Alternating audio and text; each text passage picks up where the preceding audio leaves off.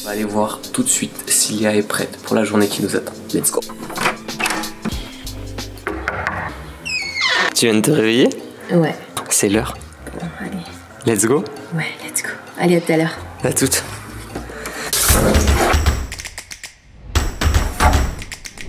Nous sommes aujourd'hui à l'ENSOA, l'école nationale des sous-officiers d'actifs de Saint-Mexan-l'École dans les Deux-Sèvres. Et nous allons vous plonger au cœur de cette maison mère qui forme les futurs chefs de l'armée de terre. Et on va suivre en particulier Yona et Arthur. Je vous laisse les découvrir.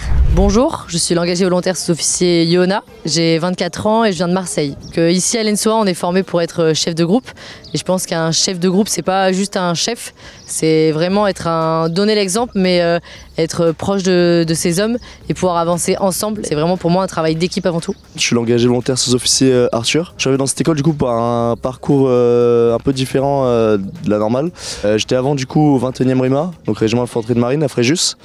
Où j'ai fait mes classes. Donc il y a un nouveau cursus qui consiste à ce que les majors du coup de FGI, donc de formation générale initiale, rejoignent après ce cursus-là l'école de ces officiers du coup à Saint-Mexan. J'ai pu du coup faire ma FGI, ma FTS. Et après, je suis arrivé du coup directement ici. J'ai pas fait des études supérieures, j'ai juste le bac. Et après, je suis directement entré à l'armée. Pour entrer à l'ENSOA, on a des tests écrits d'abord, donc pareil, fait par le CIRFA, et des tests sportifs, donc des pompes, de la course, différents tests. Donc c'est vrai que c'est quelque chose que j'ai envie de faire depuis vraiment mon enfance. C'est une envie qui a fait que grandir au fur et à mesure des années. J'ai quand même voulu faire des études parce qu'il y avait quand même d'autres voies qui m'intéressaient, mais au final... j'ai quand même décidé d'intégrer l'armée et j'ai aucun regret. C'était en partie un rêve d'enfant, ouais, c'est sûr. C'est une des parties, on va dire, principales de mon engagement quand même. Pour avoir découvert un peu le niveau du coup militaire du rang, que j'ai vraiment beaucoup apprécié. Ça permet de pouvoir prendre en responsabilité, de pouvoir mener des hommes. Ce qu'on va dire, c'est qu'un sous-officier, c'est la colonne vertébrale en fait, au sein des armées. Ce qu'on va attendre d'un sous-officier de l'armée de terre, c'est en fait un leader qui va commander à peu près 7 à 10 personnes. Voilà. Et c'est ce que vous leur inculquez, vous leur apprenez pendant ces 8 mois de formation? Voilà, oui, tout à fait. Donc ils sont mis en situation de commandement dans diverses formations, dans diverses matières, où on va leur demander de commander à chaque fois un groupe, que ce soit au combat, que ce soit dans la manipulation de l'armement. C'est ce qu'on va leur demander. Ouais. En fait, on est en train de simuler, c'est une sorte de simulation des combats en tant que chef de groupe, différentes missions.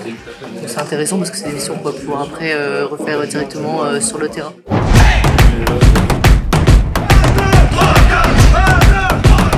Le sport, c'est la santé. Bon alors du coup, cette séance de piscine, heureuse, défoulée? Heureuse, essoufflée, mais ça s'est très bien passé. Il nous a fait une bonne séance bien complète, il nous a permis de bien nous dépasser, donc contente. Avec le chef qu'on a, il nous ménage pas, donc forcément ça envoie. Après, beaucoup d'exercices variés, donc ça permet de bosser pas mal de choses différemment. Vu qu'on nous attend quand même au tournant en sport, faut envoyer sur les entraînements pour avoir des bons résultats après pour le classement et puis même pour sa satisfaction personnelle aussi, quoi. Il y en a qui sont très à l'aise dans l'eau et d'autres beaucoup moins. Et ça les prépare aussi un petit peu quand ils vont sur certaines missions en Martinique ou sur l'île de la Réunion où il y a des stages commando. Ils ont un milieu aquatique à franchir, donc là forcément il faut qu'ils soient à l'aise dans ce milieu. Et là c'est quoi le programme du coup pour cet après-midi? Là on va aller déjeuner déjà, c'est important. Et après on reprend les cours à 14 h du coup. On a des cours d'instructeurs, donc on va nous-mêmes apprendre à enseigner pour plus tard, les cours instructeurs. Et après d'autres cours dans l'après-midi.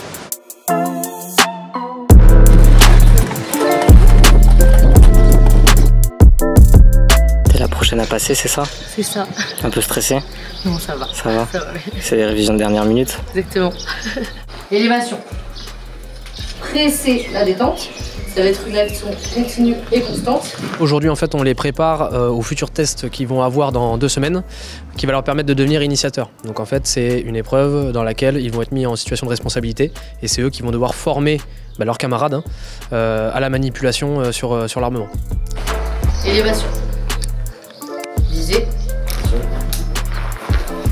On a plusieurs situations qu'on pioche en fait et ce sera exactement comme ça aussi le jour de l'examen et apprendre en fait à pouvoir justement instruire quel que soit le sujet à nos camarades pour le moment. Hier soir par exemple j'étais avec mes camarades et je me suis entraînée justement parce que je savais que je passais aujourd'hui, donc c'est ça aussi qui est sympa, c'est qu'entre nous on peut s'aider et justement se tirer vers le haut.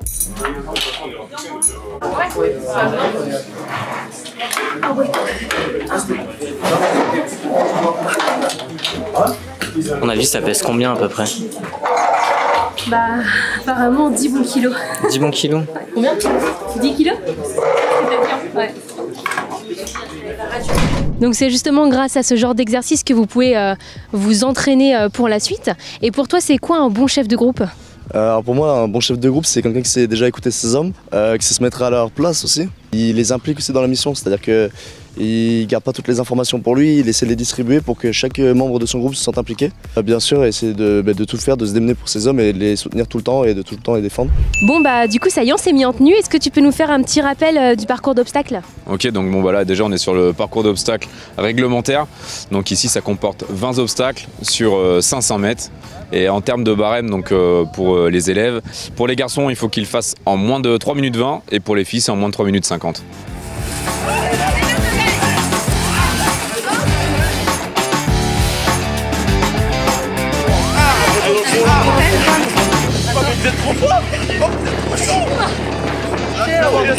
On va commencer à taper dans le dur avec le vélo. Et c'est quoi le petit jeu que vous faites entre vous là pour... On fait un chiffouille. Ouais. Celui qui gagne, bah, il le fait pas, et celui qui perd, il le fait.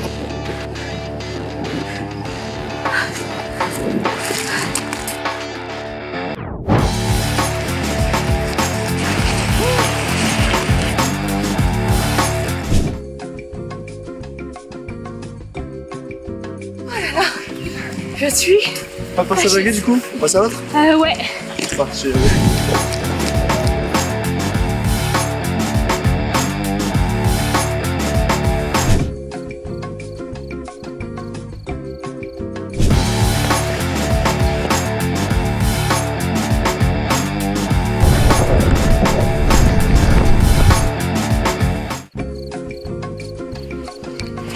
Bon, normalement, ça en a pas le droit de se tenir, mais moi je le fais.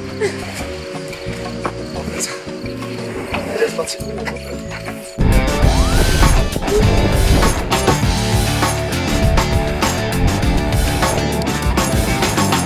Alors c'était comment? Bah, Dur, comme intense. tu vois, je pète la forme. Franchement, c'est hyper intense. Et encore, on n'a pas fait tous les obstacles. Mais franchement, je vais aller boire un coup. Alors merci de nous avoir fait découvrir cette école. Avant de vous laisser, Yona, est-ce que tu aurais un conseil pour un jeune qui souhaiterait suivre tes pas? Oui, je pense dans un premier temps bien se renseigner sur ce qu'on a envie de faire et connaître, bien se renseigner sur toutes les spécialités qui s'offrent à nous et surtout bien se préparer, que ce soit physiquement et même intellectuellement pour bien s'imprégner, je trouve, des traditions et de tout ce qu'offre l'armée. Eh ben merci beaucoup. Et nous Arthur, on va se retrouver au 14 juillet puisque tu vas défiler à Paris.